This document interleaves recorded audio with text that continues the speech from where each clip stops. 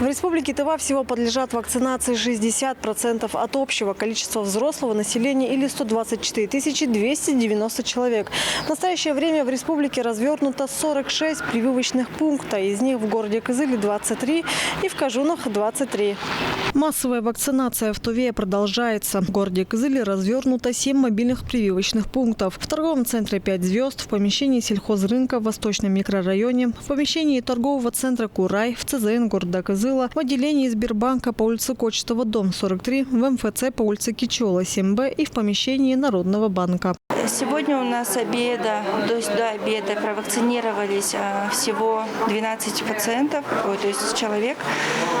Первым компонентом у нас привились 2 человека, гамковид, вакцина называется, и вторым компонентом у нас привилось уже 8 человек. Вакцина «Спутник Лайт», которые прививаются один раз, им привились у нас 5 человек. Специалисты уточнили, что вакцинация от COVID-19 состоит из 2 этапов. Вторая прививка ставится через 3 недели после первой, и она обязательна. Только 2 прививки формируют стойкий иммунитет от коронавируса. Перед вакцинацией у нас врач проводит осмотр пациентов на наличие хронических заболеваний и на наличие аллергических реакций. В течение 30 минут после вакцинации человек находится под наблюдением врачей, которые в дальнейшем будут связываться с ним, чтобы узнать о самочувствии. Работаем 2 компонента. Первый компонент у вас с синей полоской. Это первый компонент. 1 доза делится на 2 человека. И вторая у нас на 1 человека. Когда ставим, мы при пациенте открываем крышку. Текущая ситуация с коронавирусной инфекцией в столице продолжает оставаться напряженной. В этих условиях необходимость скорейшей вакцинации горожан и в особенности людей из групп повышенного риска является ключевым фактором в борьбе с пандемией. В первую очередь тех, кто страдает наиболее опасными при COVID-19 хроническими заболеваниями. На сегодняшний день для госпитализации работают 2 госпиталя. Это многофункциональный центр по улице Байхакская и госпиталь инфекционной больницы по улице Чехова. К открытию готовится терапевтический корпус.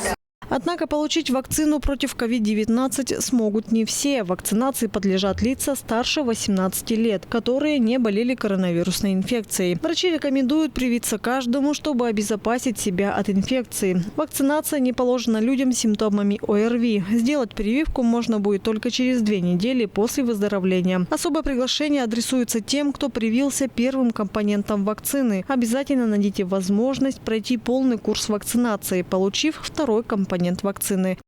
Население все-таки видит необходимость вакцинации, роли вакцинации, да? Потому что, как мы уже знаем, это заболевание идет уже 2-й год. Оно особо опасное. Если человек не привит, несмотря на то, что соблюдает меры профилактики, где-то все-таки возможно заражение. Поэтому все равно мы можем заболеть. Вакцинация на данный момент является наиболее эффективным методом защиты от нового коронавируса и других инфекций. Защищает от тяжелых осложнений заболевания. Инна Клоянчик, Хандангак, Мирана Иргит, Тува 24.